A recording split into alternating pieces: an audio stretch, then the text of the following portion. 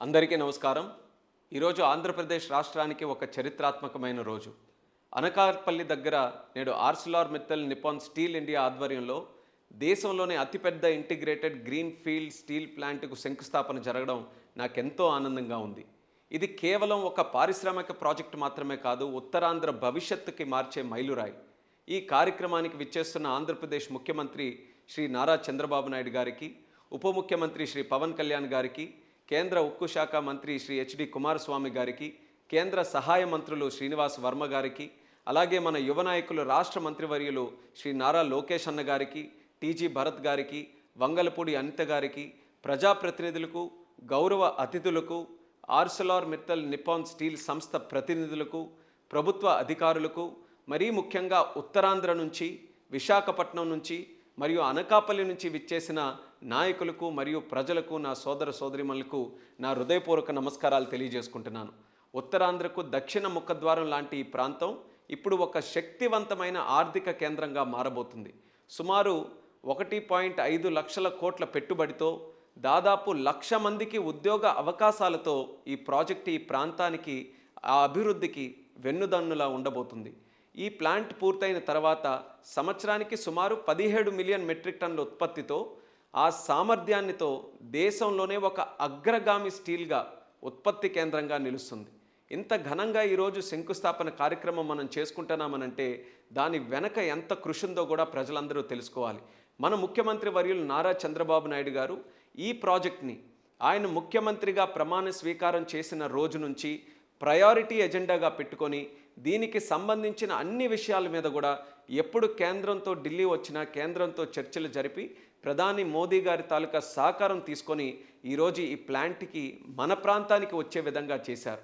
ఈ ప్లాంట్తో పాటు మన దగ్గర ఆల్రెడీ ఉన్న విశాఖపట్నం స్టీల్ ప్లాంట్కి కూడా కేంద్రం నుంచి సుమారు 13,000 కోట్ల రూపాయలు సహకారం తీసుకొని వచ్చి ప్రాఫిట్స్ వచ్చే విధంగా దాని మీద కూడా చర్యలు తీసుకుంటున్నాం. అలాగే రాష్ట్ర అభివృద్ధి సహకారం అందిస్తున్నటువంటి మన స్టీల్ మినిస్టర్ గారు, సెంట్రల్ స్టీల్ మినిస్టర్ గారు కుమారస్వామి గారికి, అలాగే ఎంఓఎస్ మన భూపతిరాజు శ్రీనివాస్ వర్మ గారికి కూడా ప్రత్యేక కృతజ్ఞతలు తెలియజేస్తున్నాను. ప్రస్తుతం ఆంధ్రప్రదేశ్కి, ఉత్తరాంధ్రకి ఇది ఒక స్వర్ణయుగం అని మనం అనుకోవాలి. ముఖ్యమంత్రి నారా చంద్రబాబు నాయుడు గారు, ప్రధానమంత్రి నరేంద్ర మోదీ గారి నేతృత్వంలో ఈ స్టీల్ ప్లాంట్తో పాటు అనేక ప్రాజెక్ట్స్ మన ఉత్తరాంధ్రలో పూర్తవబోతున్నాయి. రైల్వే జోన్, భోగాపురంలో ఎయిర్పోర్ట్, శ్రీకాకుళంలో మూలపేట పోర్ట్, గూగుల్ లాంటి డేటా సెంటర్స్, టీసీఎస్, కాగ్నిజెంట్, నక్కపల్లిలో బల్క్ డ్రగ్ పార్క్, పూడిమడకలో గ్రీన్ హైడ్రోజన్ హబ్, ఇంకా హైవేస్, హోటల్స్, నూతనంగా వచ్చే supply chain infrastructure, logistics parks, GCCs, ఇవన్నీ కలిపితే ఉత్తరాంధ్రకి ఒక ప్రపంచ స్థాయిలో స్టీల్ మ్యానుఫ్యాక్చరింగ్ హబ్గా, ఒక ఎకనామిక్ సెంటర్గా, అలాగే ఒక గ్లోబల్ సిటీగా ఇవన్నీ కూడా మనకి తయారు చేయబోతున్నాయి. వలసలు వెళ్ళే ప్రాంతం నుండి నేడు వలసలు వచ్చే ప్రాంతంగా మన ఉత్తరాంధ్ర మారబోతుంది. అలాగే ఇవన్నీ కూడా చూస్తుంటే మన ఉత్తరాంధ్ర ఉత్తమాంధ్రగా మారబోతుంది అన్నటువంటి నమ్మకం నేడు చంద్రబాబు నాయుడు గారి నాయకత్వంలో మనందరికీ కలుగుతుంది. అందుకనే నన్ను చంద్రబాబు నాయుడు గారి దార్శనిక నాయకత్వంలో 21 నెలల్లోనే బ్రాండ్ ఆంధ్రప్రదేశ్ని మళ్ళీ మనం నిర్మించుకున్నాం. అలాగే మన యువ నాయకులు లోకేష్ అన్న గారి సారథ్యంలో నేడు ఆంధ్రప్రదేశ్ ఇన్వెస్టర్ హబ్గా మారి ఈజ్ ఆఫ్ డూయింగ్ బిజినెస్తో మనం స్పీడ్ ఆఫ్ డూయింగ్ బిజినెస్కి వెళ్ళి ఒక అకౌంటబిలిటీతో దేశంలోనే 100 రూపాయలు మన దేశంలో పెట్టుబడులు వస్తున్నాయంటే అందులో 25% మన ఆంధ్రప్రదేశ్ రాష్ట్రానికి ఈరోజు తీసుకొని వచ్చే పరిస్థితి ఉంది. అలాగే లోకేష్ అన్న గారి కృషితో యువగలంలో ఆయన ఇచ్చిన హామీ 20 లక్షల ఉద్యోగాలు తీసుకొని వస్తామని, అది కూడా పూర్తి చేసేటటువంటి కార్యక్రమం లోకేష్ అన్న గారు చాలా సమర్థవంతంగా ముందుకు నడిపిస్తున్నారు. అలాగే మన ప్రధానమంత్రి నరేంద్ర మోదీ గారి సహకారంతో మౌలిక వసతులు కావచ్చు, అలాగే ఇండస్ట్రియల్ కారిడార్స్ కావచ్చు, లాజిస్టిక్స్ పార్క్స్ కావచ్చు, ఇలా ఏ రంగం తీసుకున్నా ఆంధ్రప్రదేశ్ రాష్ట్రానికి నిరంతరం ప్రధానమంత్రి గారు సహకారం అందిస్తున్నారు. దానికి కూడా ఆయనకి ప్రత్యేక ధన్యవాదాలు.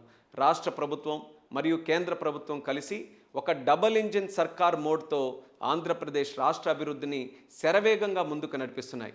స్వర్ణాంధ్ర 2047 ఒక లక్ష్యం. ఆ లక్ష్యానికి సమగ్ర అభివృద్ధి, స్థిరమైన వృద్ధి ద్వారా ప్రతి కుటుంబానికి సంక్షేమ ఫలాలు చేరేలా మనమందరం ముందుకు నడుస్తున్నాం. ప్రధానమంత్రి నరేంద్ర మోదీ గారి వికసిత్ భారత్ 2047 సంకల్పానికి ఆంధ్రప్రదేశ్ రాష్ట్రం కేవలం భాగస్వామ్యం మాత్రమే కాదు, కానీ ముందుండి నాయకత్వం కూడా ఈరోజు వహించబోతుంది. ఇలాంటి సమయంలో కేంద్ర మంత్రిగా చిన్న వయసులోనే ఒక అవకాశం రావడం నా అదృష్టంగా నేను భావిస్తున్నాను. రాష్ట్ర అభివృద్ధి కోసం, అలాగే ముఖ్యంగా ఉత్తరాంధ్ర అభివృద్ధి కోసం నా వంతు కృషి చేసి నా బాధ్యతను నిలబెట్టుకుంటానని కూడా తెలియజేస్తున్నాను. ఇది ఒక గొప్ప ఆరంభానికి నాంది మాత్రమే. ఇంకా అనేక పెట్టుబడులు, అవకాశాలు ఆంధ్రప్రదేశ్ వైపు రాబోతున్నాయి. ప్రతి పౌరుడి కల కూడా నిజం కాబోతుంది. మన రాష్ట్రం మరింత బలంగా అభివృద్ధి చెందినటువంటి రాష్ట్రంగా ప్రపంచ స్థాయిలోనే ఉన్నతంగా నిలవబోతుందని తెలియజేస్తున్నాను. నేడు పార్లమెంటులో నా శాఖకు సంబంధించినటువంటి బిజినెస్ ఉండడం కారణంగా ప్రత్యక్షంగా మీ మధ్యలో ఈ కార్యక్రమంలో పాల్గొనలేకపోయినా వీడియో ద్వారా ఈ సందేశాన్ని మీకు పంపిస్తున్నాను. ఈ ప్లాంట్ శంకుస్థాపన సభ సందర్భంగా సహకరించినటువంటి ప్రతి ఒక్కరికి, సహకారం అందించినటువంటి ప్రతి ఒక్క పెద్దలకి నా కృతజ్ఞతలు తెలియజేస్తూ, శుభాకాంక్షలు తెలియజేసుకుంటూ మీ అందరికీ కూడా మరొకసారి నా నమస్కారాలు. జై హింద్, జై ఆంధ్రప్రదేశ్, జై భారత్.